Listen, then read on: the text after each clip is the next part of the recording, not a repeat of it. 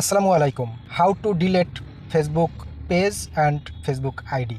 আজকে আপনাকে শেখাবো আপনার ফেসবুক আইডি যদি ডিলিট করার প্রয়োজন হয় অথবা আপনার ফেসবুক পেজ যদি ডিলিট করার প্রয়োজন হয়, আজকে আমি আপনাকে শেখাবো কিভাবে পারমানেন্টলি অর্থাৎ সারা জীবনের জন্য আপনার ফেসবুক আইডি অথবা ফেসবুক পেজ কিভাবে ডিলিট করতে পারবেন। তো কথা না বাড়িয়ে চলুন মূল কাজে চলে যাই। সর্বপ্রথম আপনার যে ফেসবুক আইডিটি আছে, অর্থাৎ আপনি যে ফেসবুক আইডিটা চালাচ্ছেন মেটার আন্ডারে, সেই আইডিটাতে সর্বপ্রথম আপনাকে প্রবেশ করতে হবে। তারপরে আইডির থেকে আপনার যে পেজটিকে আপনি ডিলিট করতে চাচ্ছেন সে পেজটিকে সিলেক্ট করে সে পেজে প্রবেশ করতে হবে। সে পেজে প্রবেশ করার পরে আমি যে পেজটি ডিলিট করার জন্য আগ্রহী সে পেজটিতে অলরেডি প্রবেশ করেছি। যেমন আমার অধিকার আমাদের অধিকার পেজটার নাম ছিল। তো আমি চাচ্ছি এই পেজটি সারা জীবনের জন্য ডিলিট করে দিব, যাতে এই পেজটি আমার কাছে আর না থাকে। তো সেজন্য আমাকে কি করতে হবে, পেজের সেটিংস যেটা আছে আমাকে সর্বপ্রথম সে সেটিংসটাতে প্রবেশ করতে হবে। আমি অলরেডি সেটিংসে প্রবেশ করে ফেলেছি, দেখতে পাইতেছেন।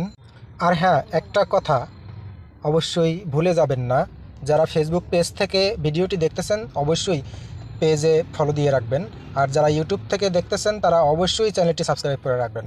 আপনি দেখতে পাইতেছেন অবশ্যই আমি সেটিংসে ঢুকে ফেলছি অলরেডি। এখন আপনাকে যে কাজটি করতে হবে, এখানে আবারও একটি সেটিংস নামে অপশন আছে, সেই সেটিংসটিতে আপনাকে প্রবেশ করতে হবে। আমি অলরেডি সেটিংসে প্রবেশ করে ফেলেছি।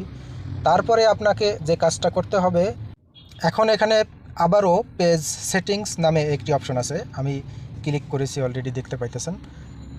আমি দ্বিতীয় সেটিংসেও প্রবেশ করে ফেললাম। এখন আপনি এখান থেকে একটু স্ক্রল করে নিচের দিকে যাইতে হবে।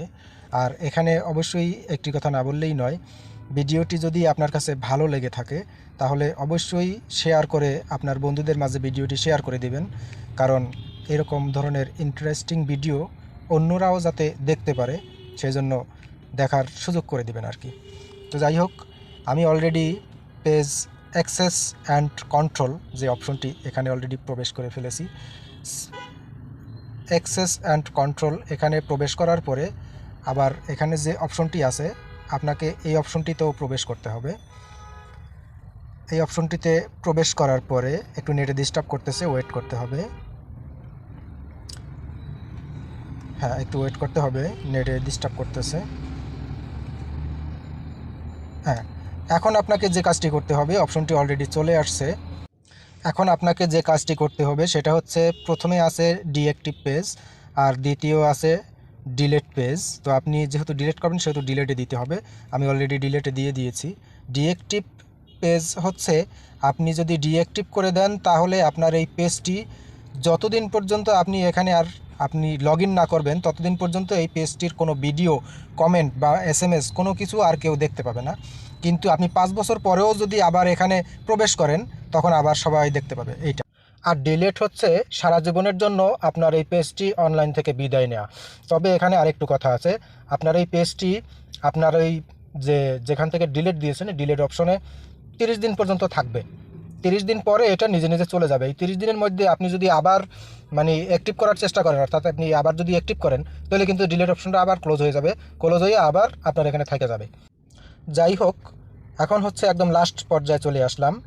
এখন আমি যে আইডির আন্ডারে পরিচালিত করতেছি সেই আইডির পাসওয়ার্ডটা এখানে দিতে হবে। আমি পাসওয়ার্ড দিয়ে দিচ্ছি। পাসওয়ার্ডটা দিয়ে তারপরে কনফার্ম করলে এই পেজটি কমপ্লিট ডিলিট হয়ে যাবে। ওকে, আমি পাসওয়ার্ড দিয়ে কনফার্ম করে দিচ্ছি। দেখুন,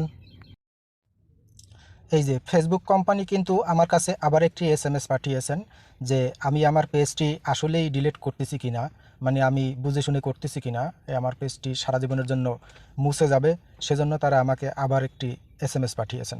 আর একটি কথা, কে কোন কাজের ভিডিও পেতে চান অবশ্যই কমেন্ট বক্সে জানাবেন। আমি তারপরেও আবার কনফার্ম করে দিলাম, কিন্তু তারপরেও আবারও আমার কাছে জিজ্ঞেস করতেছে আমি পেজটি আসলেই ডিলিট করব কিনা। তো আমি যেহেতু ডিলিট করার জন্যই পেজটি ভিডিও বানাচ্ছি, তো সেহেতু অবশ্যই আমি এখানে ডিলেটে পেজ দিব। তো আমি আবারও ডিলেটে পোস্ট করে দিচ্ছি। এবার কিন্তু দেখতে পাইতেছেন আমার যে পেজটি ডিলিট প্রক্রিয়া চলছিল সেই পেজটি already complete delete process success হয়েছে এবং কমপ্লিট ডিলেট প্রোগ্রামটি সাকসেস হয়ে আমার যে আইডির আন্ডারে পেজটি ছিল সরাসরি সেই আইডিতে চলে আসছে, অর্থাৎ আমার পেজটি নাই, ডিলেট হয়ে গিয়েছে। তবে আমার এই পেজটি অনলাইনে 30 দিন পর্যন্ত থাকবে। 30 দিনের মধ্যে যদি আমি চাই আবার ফেরত নিয়ে আসতে পারবো, আর যদি আমি না চাই তাহলে এই পেজ